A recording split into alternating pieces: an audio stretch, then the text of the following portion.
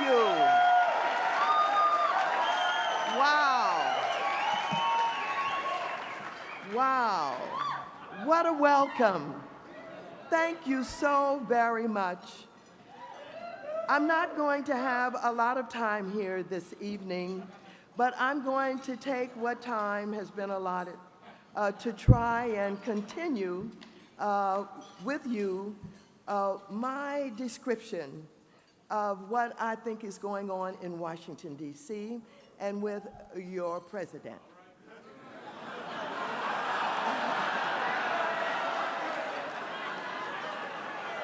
So, I want to begin by thanking the Human Rights Campaign President Chad Griffin and Senior Vice President Jody Winterhoff for the invitation to join you this evening. And I want you to know, Chad, your speech was fantastic. I can't tell you how delighted I am to be here with you tonight in Los Angeles, along with Sarah McBride, the Human Rights Campaign National Rights Press Secretary. Sarah McBride became the first transgender American to address a major party convention. That was the DNC 2016. And my colleague, Congresswoman Kristen Sinema. In celebration of the work this organization and the people on the ground have accomplished and the fights we have ahead to protect the advances made under the Obama administration. But I want to thank everyone in this room. As I have said before, no one has done more for you than you have done for yourself. It is the time, the energy, the money, the blood, sweat, and tears that each of you put into this movement that advanced LGBTQ equality in ways some never thought it was possible. I have to tell you, I have a lot of friends in the LGBTQ community and have been very active in this movement for many years. And I want to take time to remind you of those who took time to educate me, to work with me, to nurture me over the years. And I want to tell you, it is that kind of love and support that has helped me to become who I am. How many of you are old enough to remember Morris Kite? He was a good friend, served for more than 20 years on the Los Angeles Human Rights Commission. He was a co-founder of the Gay and Lesbian Community Service Center of LA. He was also a key organizer of the West Coast's first Gay Pride Parade and celebration in 1970. If you did not know him, and you weren't old enough to know him, I want you to know that was a real advocate who stood alone oftentimes and worked with elected officials when I was but a worker, working in politics and volunteering in politics. And I will always remember him and the work that he did and the way that he showed so much support for me and helping me again to become who I am. How many remember Sheldon Adelson? He was a University of California regent and a Democratic Party heavyweight, once regarded as the nation's most influential gay political figure. I think he was a wonderful human being, and I want to thank him for having the audacity to organize a bank because he said, if you don't want to service us, we will own our own bank, and we will provide the services. And then there was Julius Williams. You know, Jewel opened Catch One of the first black discos in the country. And the Catch was known as the last black-owned gay club in Los Angeles when it closed in 2015. Give Jewel a big round of applause. I don't know if you remember Carl Bean. He was a Los Angeles-based gospel singer, AIDS activist, and Archbishop of the Unity Fellowship Church, who sang the powerful vocals on the 1977 Motown classic, I Was Born This Way. The song, where Bean triumphantly proclaims in the chorus, "I'm happy, I'm carefree, and I'm gay. I was born this way." Give him a big round of applause. And then there was my dear friend, David Mixner, who's in New York now. He was author, political strategist, civil rights activist, and public affairs advisor. David Mixner blogs on his passions: progressive politics, foreign policy, LGBT rights, wildfire advocacy. Once again, by Newsweek, he was identified as the most powerful gay man in America. David has been a highly regarded leader in American politics and international human rights for over 40 years. Give him a big round of applause.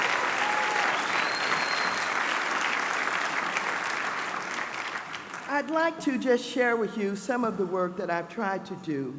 I was among the early opponents of the Defense of Marriage, that is DOMA, and spoke out against the measure on the House floor before voting no on its passage. I led the effort to create the Minority AIDS Initiative, a federal program that since 1999 has funded organizations to reduce the spread of HIV in Black, Latino, and other minority populations. And also to improve health outcomes among those living with HIV or AIDS. As a member of Congress and now the ranking member of the House Financial Services Committee, I have fought to protect programs that matter to the LGBTQ community, including the Housing Opportunities for Persons with AIDS, known as HOPWA, a program that provides safe and stable housing opportunities for persons with HIV or AIDS, as many of whom are LGBTQ. We recently updated the formula for the HOPWA program to better target the funding to those communities that need it the most. And I'm proud to report that a corresponding increase in funding for the HOPWA program accompanied that change.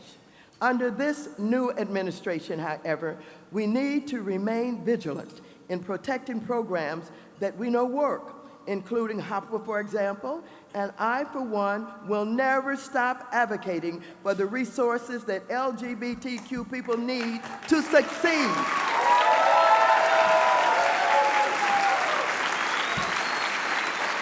We are, of course, dealing with an administration that has been hostile to LGBTQ individuals from the very beginning. In fact, we have been bombarded with numerous policies from the White House rescinding important rights and protections for LGBTQ people across various programs and sectors. Under Secretary Carson's leadership, that's Ben Carson I'm talking about. That's the one that they say is so brilliant. Brain surgeon. Send him back to the operating room. We don't need him in HUD.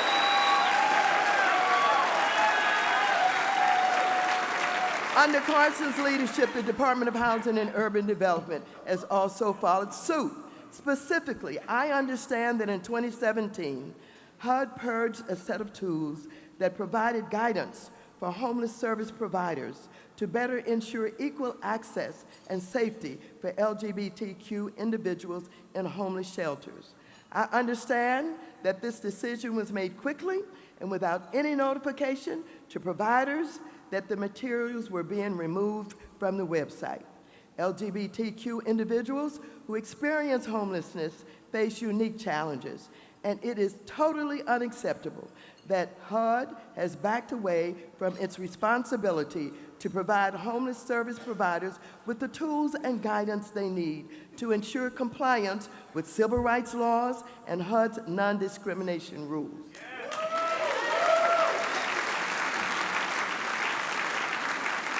This week, it appears Ben Carson has further signaled the direction he has taken HUD. As we just learned, he announced a proposed change to HUD's mission statement, and that would remove text promising inclusive and discrimination-free communities. This is just the latest in a series of hostile overtures the Trump administration has made against the LGBTQ community. These actions include Trump's attempt to reinstate a ban on trans service members, proposing a budget with devastating cuts to programs assisting people living with HIV, and an amicus brief Trump's Justice Department filed arguing that Title VII of the Civil Rights Act does not protect the LGBTQ community. Well, what do I think about all of this?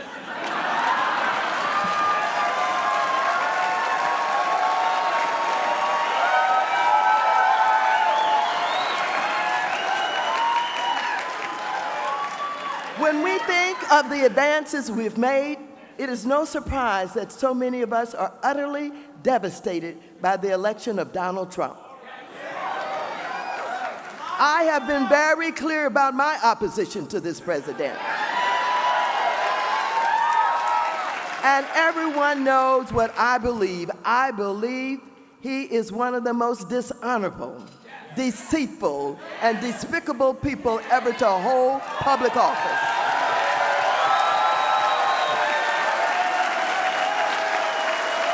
He has undermined the rule of law. He has isolated the United States allies. He has decimated our country's standing and leadership around the world. He has empowered and emboldened white nationalists, racist criminals, and con men just like himself.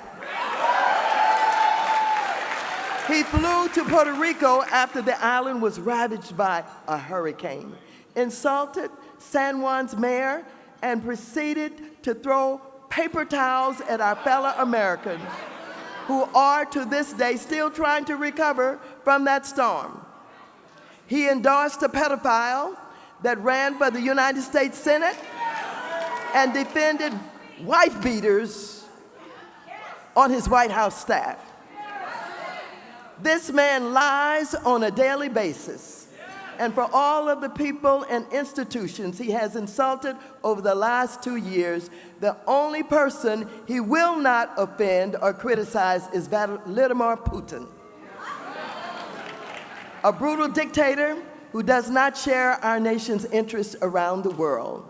Of course, none of this should surprise any of us because Donald Trump revealed and showed us who he is and what he was all about throughout his campaign. Don't forget, this is a man who bragged about grabbing women by their private parts and said that he could get away with it because he is famous. This is a man who said Mexican immigrants living in the United States are rapists, has implied that all Muslims are terrorists, and has said that all African Americans just live in hell. This is a man who insulted Gold Star families, a man that demeaned women, a man that has over a dozen allegations of sexual harassment and assault against him, a man who has cheated contractors, a man who has defrauded students through that fake Trump University, a man that said a federal judge could not be fair in one of his cases because he is Mexican, a man who stalked Hillary Clinton during the St. Louis presidential debate, called her crooked, and said she belonged in jail. This is a man who is so well known in the private sector to be so unscrupulous that the only bank that would lend him money is that Deutsche Bank, the one that has a history of money laundering. You may have heard that Donald Trump recently attacked me at the Gridiron Club dinner last week. And people are asking me, oh my goodness, what do you think about that? Well, I tell you what I think about it.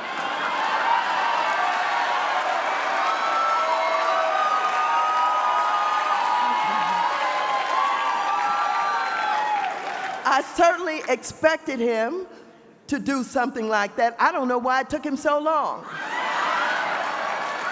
Don't forget, This man who's disparaging me has been called stupid, ignorant, uninformed, unhinged, and a moron by his own staff and appointees.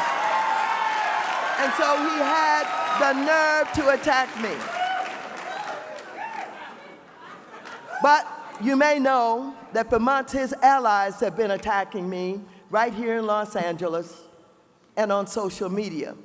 I'm not worried about any of them because I am convinced that Roger Stone and Sheriff Joe Arpaio that have been working with my opponent won't have long to continue to do this. Their time will be up soon as they are busted by our special counsel.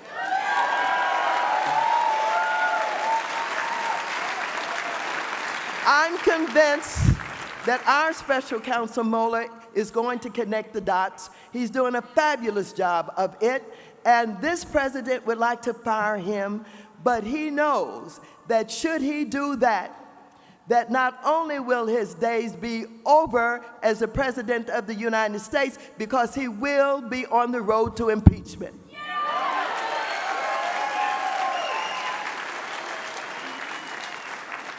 Let me tell you, ladies and gentlemen, I have believed that this president was involved in collusion long before the investigations really started. I paid attention to him all during his campaign and decided to do a lot of research about him.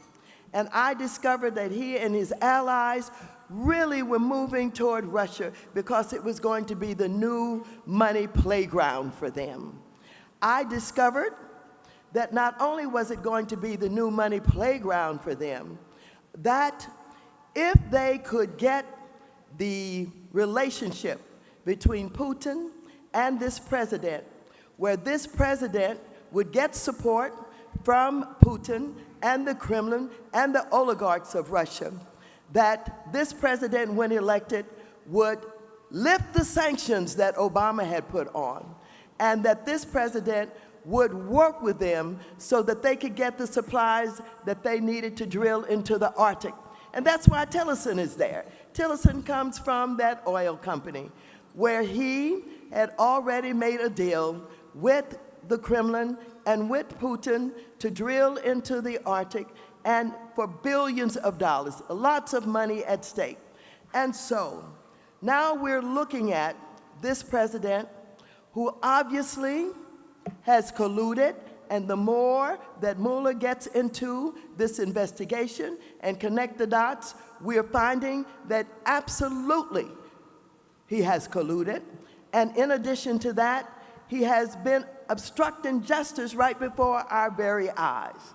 And so I don't know how long his Republican friends on the opposite side of the aisle are going to stand with him. You know, these are the ones who claim that they're more patriotic than anybody else.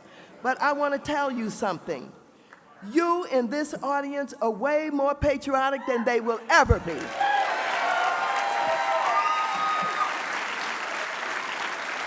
You have taken the abuse. You have loved your country. You have worked with your country. You have done everything to strengthen this democracy. That's what real patriotism is all about. It is not about what is happening now with Republicans who are intimidated and afraid to stand up against this man. And so I want to commend you for being patriotic. And I want you to describe yourself in everything that you do as being patriotic Americans who love this country and who've stood with this country, who've supported this democracy, and you've refused to allow anybody to separate you from your right to be a legitimate part of everything that goes on.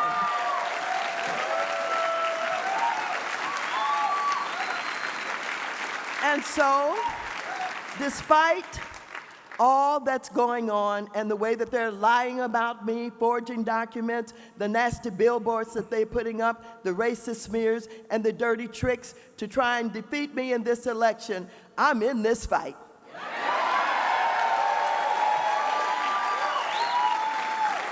I am not going to back down. And I believe that all of us deserve better than Donald Trump. I believe this country deserves better than Donald Trump.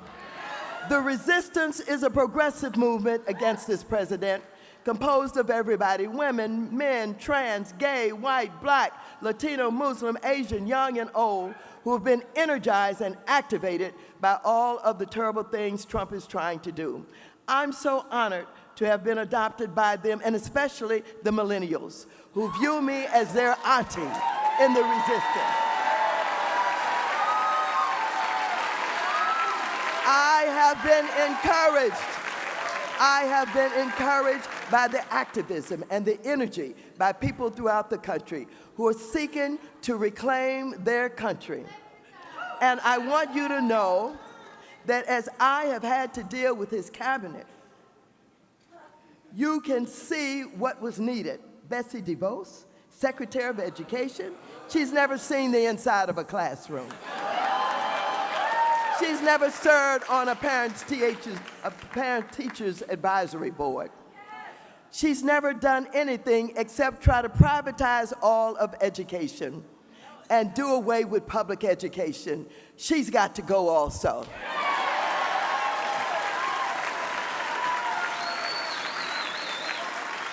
I'm not going to tell you any more about Ben Carson, but let me tell you about Mnuchin, who is your Treasury Secretary. He came before my committee, and when I asked him why he had not responded to communications that I had sent to him, he tried to snow me. He tried to talk over me. He wanted to tell me how great I was, and I said, no, this is not about me. This is about you. Now, this secretary is one who is known as the foreclosure king. He has foreclosed and had foreclosed on over 36,000 residences in the Southern California area. And here he was, having been appointed by the President of the United States of America and pretending to be a Treasury Secretary. And so when he continued to try to talk over me, that's when I popularized the phrase, reclaiming my time. Reclaiming my time.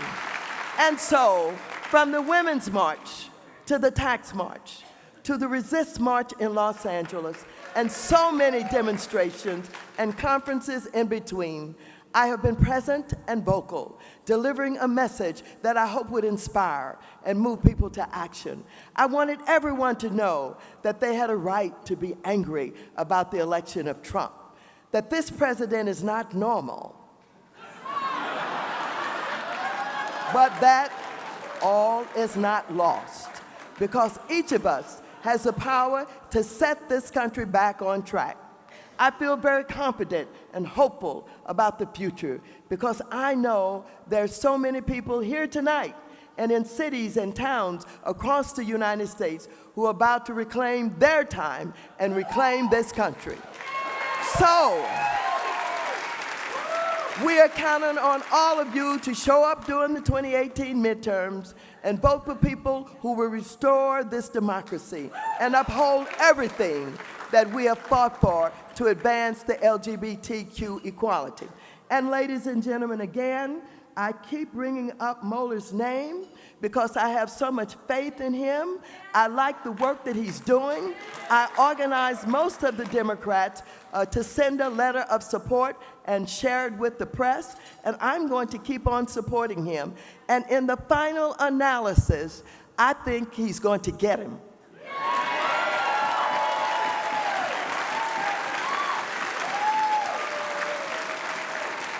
And if, for some reason, he's not able to get him, I'm counting on Stormy to do it.